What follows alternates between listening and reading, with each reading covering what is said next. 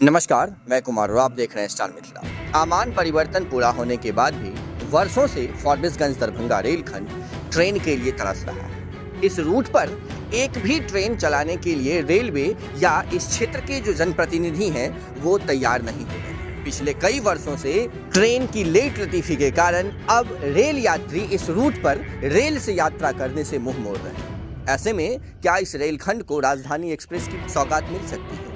ये सबसे बड़ा सवाल। हम ये वीडियो आप तक इसलिए आज पहुंचाना चाह रहे हैं ताकि आप भी आवाज उठाएं, क्योंकि अगर आप अपने क्षेत्र के लिए आवाज नहीं उठाइएगा तो शायद आपको इस बार भी कुछ मिलने वाला है नहीं। दरअसल एक नई राजधानी एक्सप्रेस चलाने की तैयारी शुरू हो गई है और ये राजधानी एक्सप्रेस मिजोरम की राजधानी आइजोल से नई दिल्ली तक चलेगी। इसको लेकर के तैयारियां शुरू हो गई है और ये जानकारी मिजोरम के चीफ मिनिस्टर लालदुहोमा के द्वारा एक दिन पूर्व दी गई है। उनका कहना है जो रेल मंत्री से राजधानी एक्सप्रेस चलाने को लेकर के स्वीकृति मिल गई है और इस ट्रेन को जल्द ही इनॉग्रेट किया जाएगा। जानकार ये भी बता रहे हैं जो सबसे शॉर्टेस्ट रूट से इस ट्रेन को चलाने की तैयारी चल रही है। तो क्या ये ट्रेन वाया फॉरबिसगंज दरभंगा चल सकती है? ये आज सबसे बड़ा सवाल है और ये सवाल इसलिए खड़ा हो रहा है क्योंकि इस क्षेत्र के जनप्रतिनिधि ही नहीं चाह रहे हैं जो इस रेलखंड हो करके या इस क्षेत्र में नई ट्रेनों की परिचालन, नई ट्रेनों की संचालन शुरू।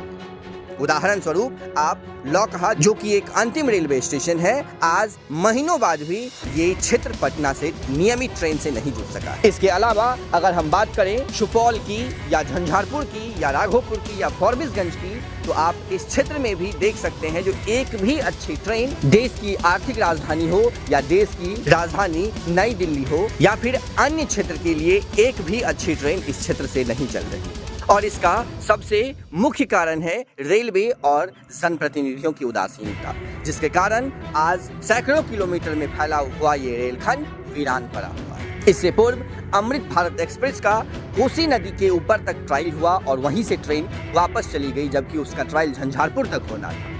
ऐसी क्या विपदा आन पड़ी जो अचानक ट्रेन को वापस लेना पड़ा कोसी नदी के ऊपर से और उस ट्रेन का परिचालन किसी अन्य रूटों से शुरू कर दिया गया, जबकि उस रूट पर 200 से अत्यधिक ट्रेनें प्रतिदिन चल रही है। आज का ये वीडियो बनाने का एक ही मकसद है, आप जागरूक हों, आप अपने अपने माध्यम से ट्रेनों की मांग करें ताकि आने वाले चुनाव से पूर्व कुछ ट्रेनों का परिचालन इस रूट से शुरू हो सके। जिस राजधानी एक्सप्रेस को चलाने की बात की जा रही है आइजोल से लेकर के नई दिल्ली के बीच, इसके लिए सबसे शॉर्टेस्ट रूट मिजोरम से खुलने के बाद सिलीगुड़ी होते हुए गलगलिया और वहां से अररिया, अररिया से फॉरबिसगंज, फॉरबिसगंज से झंझारपुर, सीतामढ़ी, रक्सौल होते हुए नई दिल्ली तक है। ये इसके लिए सबसे शॉर्टेस्ट रूट माना जा रहा है। लेकिन क्या हमारे क्षेत्र के जनप्रतिनिधि इस ट्रेन के लिए अपनी मांग को बुलंद कर सकेंगे? क्या हमारे क्षेत्र के जनप्रतिनिधि इस ट्रेन को इस रूट से चलवा सकेंगे? ये बहुत बड़ा संशय का विषय बना हुआ है। हालांकि एक अच्छी खबर ये भी है जो अगले आने वाले 1 से 1.5 महीनों में अररिया गलगलिया रेल लाइन का उद्घाटन माननीय प्रधानमंत्री श्री नरेंद्र मोदी के कर कमलों के द्वारा किया जाएगा। इसको लेकर के तैयारियां लगभग पूरी हो चुकी है।